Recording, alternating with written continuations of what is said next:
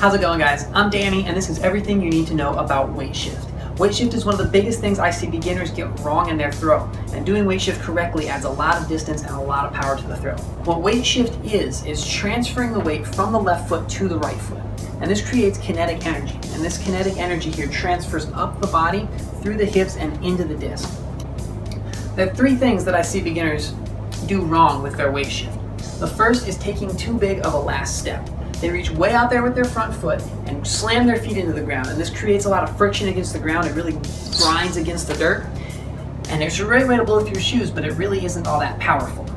So I measured my shot, and in my last step I take about 2 foot 6 inches from toe to toe, and that's how big my last step is for a correct brace, for a correct shot. I'm 5'10" for reference. That's not a hard and fast rule. If you're 5'10", you need to have exactly 2 foot 6 inches. Everybody's body's different, but it's just a general idea of how wide the step needs to be. If you're having this problem, try to focus on not bracing against the ground and your foot, but bracing against your leg and like your thigh, like here. The second problem that I see is just the opposite. I see lots of people taking too small of a last step. I see these people running into their shot with a lot of speed, and by the time they're throwing their shot, their weight is already over their right foot. And this means the weight has nowhere to go. Because they're not bracing against their front leg, the weight doesn't transfer up their body, it just keeps going forward. These are the people you see taking 3 or 4 extra steps in front of the tee pad after their throw. So if this is you, I'd say focus on slowing down and really bracing against your leg on the last step. Try and transfer all of the energy into the disc so you can pop up on your foot and have no energy left over to take an extra step.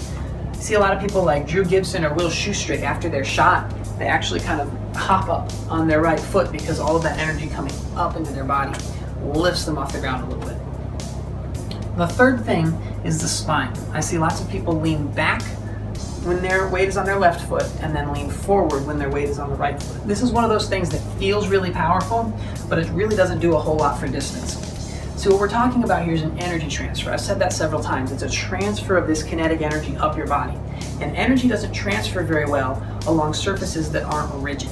And when the spine is bending like this, it's not very rigid. I like to think of an Eiffel Tower with a nice wide base, and then it comes together and it's vertical, straight up and down. So I try to keep my spine vertical. That means my weight's over my left foot, my spine is vertical. And then as I go like this, my spine stays straight up and down.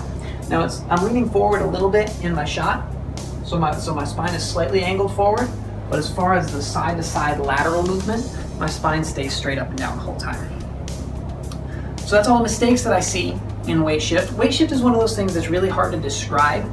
So in the description, I've added a couple links to videos of drills. One's from Loop Ghost and one's from Seabass22. I really like the one from Loop Ghost where he talks about using the left hand to sort of scoop in front of the body, and it really engages the hips and gets the right feeling for the shot. So I definitely recommend checking those out. Next week I have 2 options for a video. I can do release. I can do release point, release angle, wobble, follow through, or I can do a Q&A where I usually post a thread on Reddit and you can ask specific questions and I'll answer those. So let me know which one you'd like to see down in the comments. Remember to subscribe so you don't miss a video. And until next time, remember, slow is smooth and smooth is far.